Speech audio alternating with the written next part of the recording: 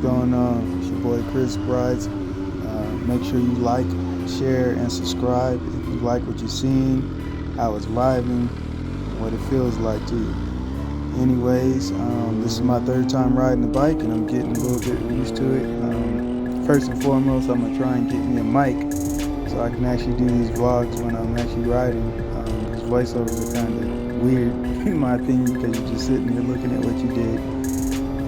But we're getting going on it anyways. As you can see, I'm getting a little bit more comfortable on the bike. It's my third time out. Just going to go cruise some of the valley roads and back roads, and put some more miles on him, not her. If you didn't know, I named him Vader.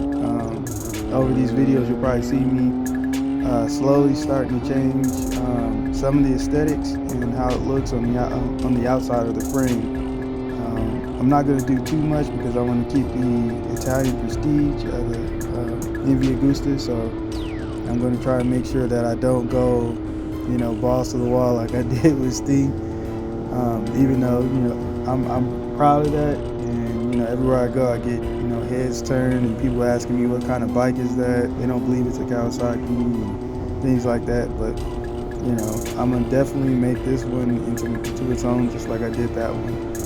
And looking forward to it, quite excited about it. But yeah, let's talk about what I've learned so far. I've been messing with the gearing, as far as the electronics, and taking some of the restrictions away, or what options they have that you can limit or de-restrict certain things. So that's been kind of cool. You don't want to see this part. I was trying to be cool by this gas station. Bruh. There's there was a car club over there, and they were looking as I was turning, and so I was looking at them while I was at the light. And you try and be cool, and then you false neutral. So yeah, I messed that up. I slapped my damn self for that one. But you recover and keep going. It's a part of it. Also, I'm blaming that on my shift pedals and the pegs, since they're a little bit far behind me. So I'm gonna chalk that excuse up to that.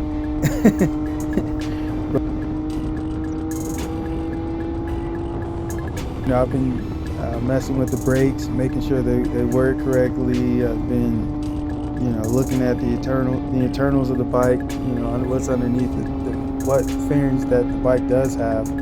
I've been checking different little things, reading the manual about what you can tweak and what you can't tweak.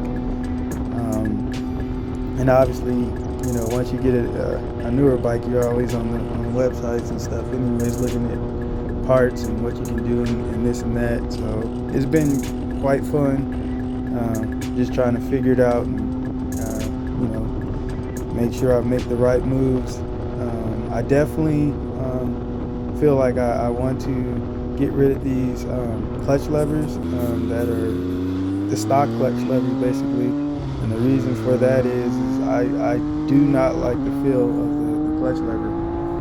You literally have to be mindful that you're gonna, when you're letting out your clutch with this particular bike, you're all the way at its end, almost fully extended before the bike starts moving forward, and you get any type of feel that the clutch is disengaged.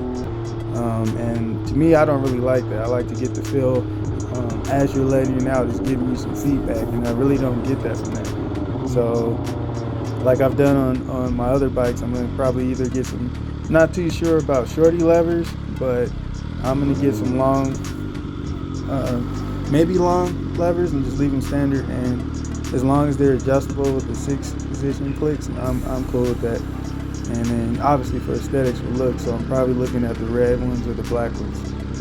But yeah, we'll go with that for sure. This is quite funny. The other thing I was trying to do that, it didn't get done in this video, and it was kind of a downer basically. I wanted to try and incorporate race mode.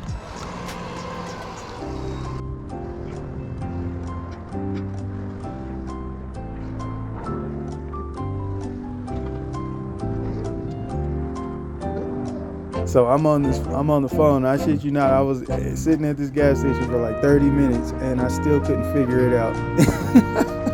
So ultimately, I gave up. And I just said, screw it. We'll just write it how it is and leave it as it goes. Yeah, it sucked. So I just got back on and said, you know what? Let's just get back to riding. It's a beautiful day. Just continue on. But being in sport mode, it really confirms how much restriction that they have, and specifically in that mode. And you would think, to me, it felt like I was in rain mode. When you push the bike to about 70 miles an hour, it feels like that's all the bike has. And that's when you're in at high gear, 6th gear, you feel like it's just nosediving the other way. And I was like, either the motor isn't really working itself in from the braking process, or I'm just way off with what I know for motorcycles. But since then, recording this video, I have figured it out. Race mode is actually a blast. I will be discussing that too.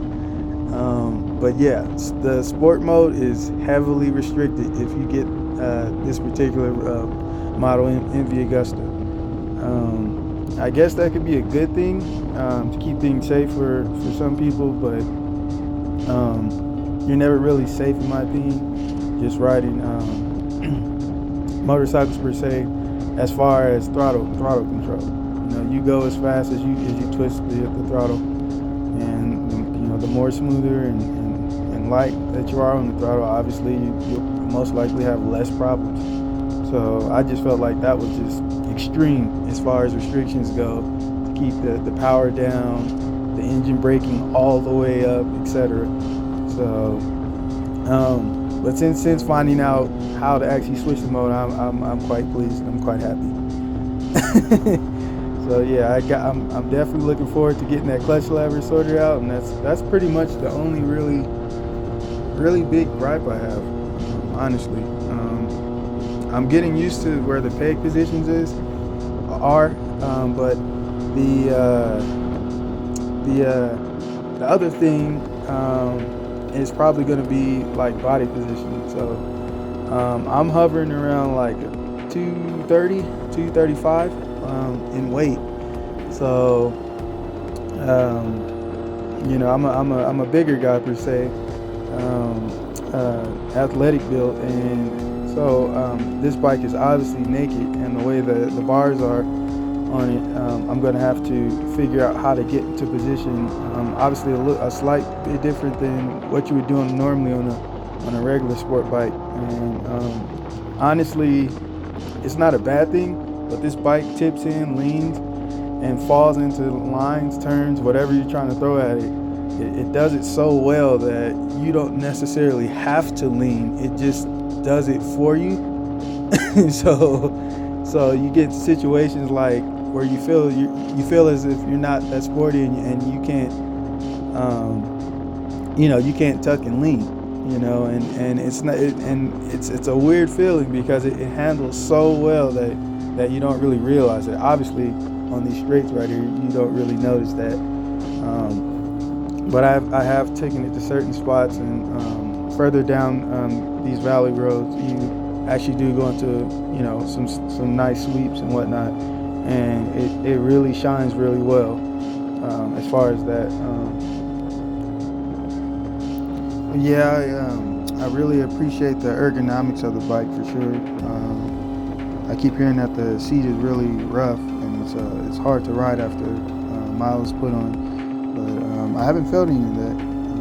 So yeah, I like it a lot.